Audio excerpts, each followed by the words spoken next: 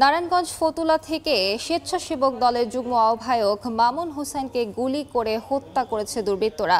এই মুহূর্তে ঘটনাস্থলে আছেন রিপোর্টার শওকত আলী। সৈকত, বিস্তারিত জানতে যাচ্ছি তার কাছে। সৈকত,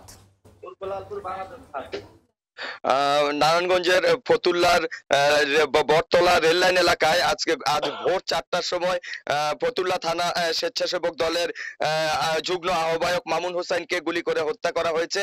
আমরা দেখতে পাচ্ছি এখানে শত শত মানুষ এবং বিএনপি এবং বিভিন্ন অঙ্গ সংগঠনের নেতাকর্মীরা ঘটনাস্থলে উপস্থিত হয়েছেন।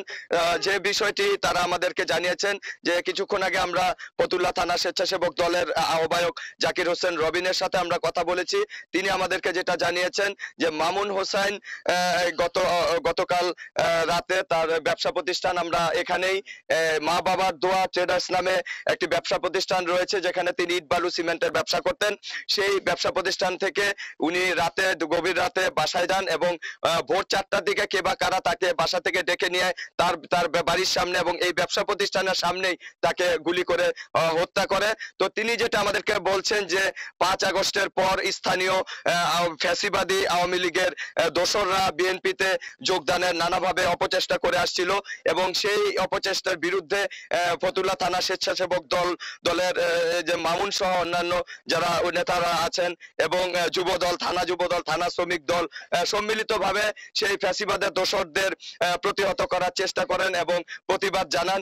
এই ঘটনার জের ধরেই আসলে এই তাদের উপর শত্রুতা সৃষ্টি হয় এবং গত সেপ্টেম্বর মাসে এই ফতুল্লা থানা স্বেচ্ছাসেবক দলের আহ্বায়ক জাকির হোসেন রবিনকেও কুপিয়ে হত্যার চেষ্টা করা হয়েছিল এবং তিনি বেশ কিছুদিন হাসপাতালে ভর্তি ছিলেন এবং সেই চেষ্টার ব্যর্থতা হয়েই তারা পরিকল্পিতভাবে যুগ্ম আহ্বায়ক মামুন হোসেনকে তারা গুলি করে হত্যা করেছে এবং এই থানা স্বেচ্ছাসেবক দল, ফতুল্লা থানা বিএনপির যারা নেতৃবৃন্দ আছেন তারা এই ঘটনার তীব্র নিন্দা করছেন এবং তারা প্রশাসনের কাছে দাবি করছেন যাতে দ্রুত এই হত্যাকারীদের গ্রেপ্তার করে বিচারের আওতায় আনা হয়। তারা সেই দাবি করছেন।